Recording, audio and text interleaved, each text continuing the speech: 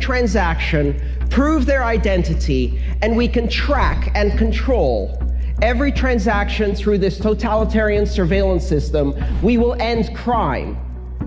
And in order to believe in that false idea of safety through totalitarian control, we condemn billions of people to poverty.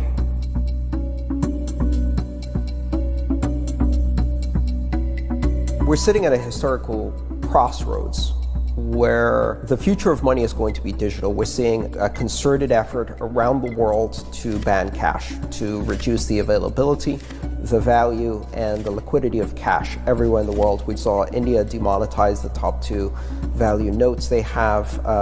Spain is passing a law to make it illegal to make any transaction more than 1,000 euros in cash. Probably the 500 euro, 100 euro notes are going to disappear eventually.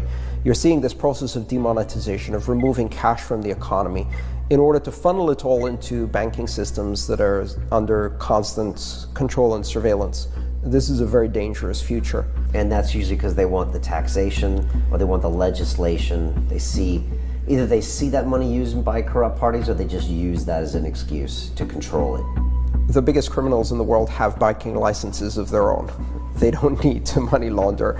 They own HSBC and that money launders for them. You know, the biggest money launderers in the world are the banks, obviously, because that's where the money is. The easiest way to money launder is if you have a banking license. So of course, the biggest money launderers have banking licenses.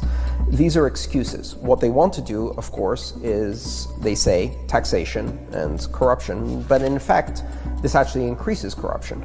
So removing cash from an economy and putting everybody under surveillance doesn't mean that criminals can't use money anymore. Of course they can. They will continue to do that. They will always have means of doing it. It just means that everybody else is under surveillance. So you end up surveilling the innocent. What does that give you? That gives you political control. We've never had in the history of humanity the ability to monitor everybody's economic activity all the time. And to give that power to governments without question is extremely dangerous. It won't reduce crime, but it will turn governments into criminals. It won't reduce corruption, but it will increase corruption at banks. And it will put people at the mercy of a system in which, at a flick of a binary switch, you can become a non-person. Went to the wrong website, attended the wrong protests, associated with the wrong political party, expressed support for the wrong idea, off. You no longer exist. You can't buy food, you can't buy anything, you can't earn anything, and all of your money disappeared. Because we don't give you a bank account. And since you can't use cash for anything, then you basically are a non-citizen. You are a non-person. And what this will end up doing is it will end up putting the burden, again, on the most powerless in our society, right? The poor, those who don't have ID, undocumented immigrants, victims of human trafficking, refugees. These people are going to be suffering the burden to create this bourgeois illusion of safety and give massive powers to governments that certainly haven't earned the trust to have these kinds of powers. Criminals will have privacy. The question is whether the rest of us will.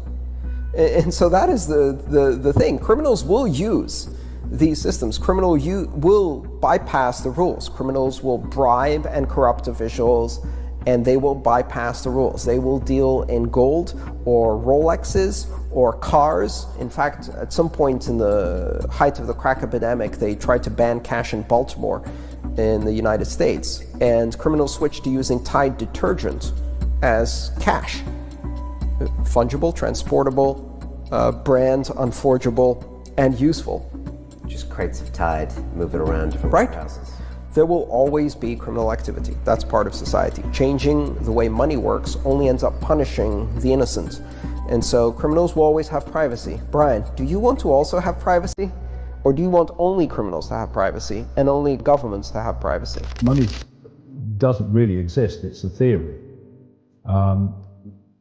If you look at how the world's been acquired, it's been done by a banking scam where you lend people money that doesn't exist, we call it credit, and you charge them interest on it.